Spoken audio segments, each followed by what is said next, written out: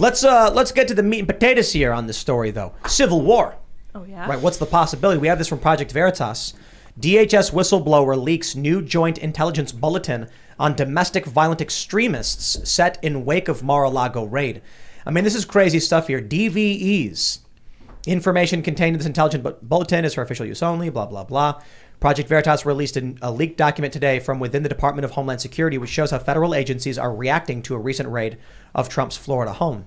Considering the Trump derangement syndrome of people like Sam Harris, and then we learn about people in the federal government who are saying things like this, my concern is that Sam Harris's level of derangement exists within the DHS, and this is going to make things dangerous.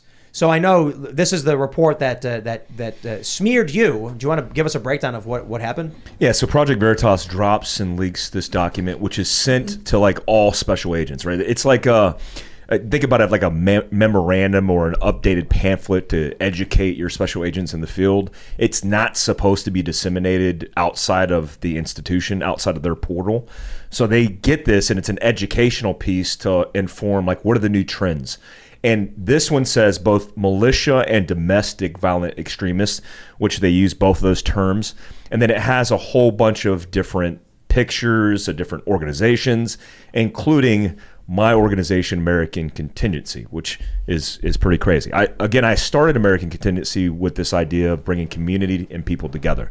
That idea stemmed from a Seattle experience where, if you remember, what is the name of the town? It was the fake little town that in Seattle they stood up. Chaz, yeah. So it was supposed to be a utopian universe for everybody to flourish, and then it turned quickly into a socialist safe haven because they had armed guards, they had checkpoints checking IDs, and it didn't work out for anybody. So they killed people. Yeah, and when that happened, they started migrating, and then peaceful protest turned into violent, extreme protest. And for the first time, it came out that people who are law-abiding citizens said, we need help from the police. Now, my company, fieldcraftsurvival, we teach this idea, you are your own first response. Because whether it's breaking your leg in the middle of a UTV trail, a natural disaster, man-made disaster, you're going to be the first on scene. Know how to treat injury, know how to respond, know how to do something. So that's our educational platform. Well, when they didn't respond, because the politicians told the police, do not respond, because the political climate won't support this, don't respond, they put law-abiding citizens in harm's way. Yep. And I said, we're going to do something about it. AMCON, American Contingency. Now, what happened, because I talked to Veritas, I talked to all these guys, what happened is a special agent within the FBI saw that we started this militia organization, which we are listed as a militia. And this organization, which they labeled, has a low history of violence. They said, my organization has a low history of violence. We have zero history of violence. On January 6th, people actually asked me in the organization, we're talking 100,000 people. They asked me, Mike, what are we going to do here? I said, it's easy. I'll release a statement and I'll give you the guidance. And I hated even being that, but I knew I represented as a speaking head, kind of the guidance for the organization. I said, listen, group leaders, we're not going to do anything. It's a protest that potentially could be dangerous. What we are going to do is report all of the things that would benefit people on the outskirts of this protest, so we can give them force protection measures and intelligence and information so they could protect themselves. So we could say, hey, the crowd is moving into X neighborhood. Be sure that you're aware, lock your doors, protect your family. That was the number one objective. To be called a violent militia and extremist by both the public, which is not surprising, who's miseducated, misinformed, but then by the government on top of that. In the same week, by the way, the government called us a militia violent extreme group.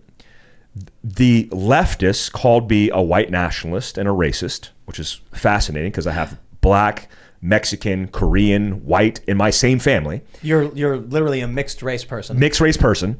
And then the far right called me a bootlicker because I reported that I even cooperated with the FBI during this time period, not during January 6th, but we had a guy who said he was going to shoot up some innocent people.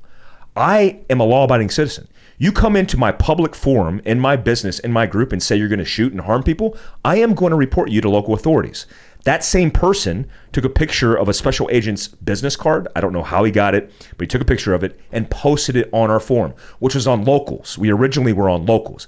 In fact, Dave Rubin started Locals with the idea of getting behind a paywall protected from these social media sites that were canceling and deleting people. Except we were the biggest platform on Locals. We were bigger than Dave Rubin's. You're not on Locals anymore? We once they sold, things started changing in the algorithm, and it was too much for us to moderate, because on Locals you have to self-moderate. So I started seeing the woes of even social media. I'm like, how do you keep this talk and the negativity down? So we migrated to our own server on AmericanContingency.com. So all this happens in the same weekend. I'm like, I feel like I'm living in Middle Earth. I feel like I'm a moderate, and I'm like, this is what happens when you decide that you just want to go to work, you want to feed your family, you want to serve the country, and you want to live in freedom for the rest of your days. You become the enemy of everybody on the fringes, and that's exactly what we are. But the fringes are almost everybody these days. It seems that way. Here's what I say, like Evan Hafer, who owns Black Rifle Coffee, a good friend of mine. Me and him have the same social, political views on a lot of things in life, because we fought war for decades. We come back from that war and experience and go, I don't want civil war. People are like, Mike's taking us to war. No, Mike Glover's not taking you anywhere. I've experienced enough of that. You don't want any of that. Yep. I've been to Africa, to the Middle East. You don't want any of that world. And so there is a big pull of this. I think it's ultimately the people that are listening to you, because you're not on the fringes. You're actually just logical, reasonable, and you're talking about this fringe ideology that's affecting everybody, and you just want to, with the truth bomb, you just want to live somewhere in between. But the thing I bring up, I mean, look, man, you've got the FBI raid on Donald Trump. They accuse him of being a fascist. He's certainly none of these things. They've lied about him relentlessly. They've just made all this stuff up. It's becoming impossible to be left alone. And, you know, my thing is, what I will say, they're going after Alex Jones with everything they have because of his influence. And they're going after Donald Trump because of his influence, because they know they can't stop him. This November, I mean, look, Liz Cheney's gone. Carrie Lake just won. Brian Stelter is out. These are tremendous cultural shifts in a very positive direction, which is all really good news. I'm hoping that if we maintain this trajectory, then we avoid any kind of real conflict. But when you look at the lengths that the machine has gone, even smearing you, it's like, bro, you're the guy who's saying quite literally, please let me just raise my family and be left alone. And they're not letting you. They're putting this bulletin out. They're coming, smearing and insulting. I worry this is going to escalate to something, substantially worse. Right. I talk about Civil War quite a bit. Thanks for checking out this segment from the Timcast IRL podcast. But if you want to check out the full show live, tune in Monday through Friday at 8 p.m. And if you want more special access content, head over to timcast.com and become a member. Your membership helps sustain this company, keep our journalists employed, makes this show happen, and you will get access to exclusive members-only segments of the Timcast IRL podcast, and there's a massive library to check out. So again, go to timcast.com or tune in Monday through Friday at 8 p.m., and we'll see you all there.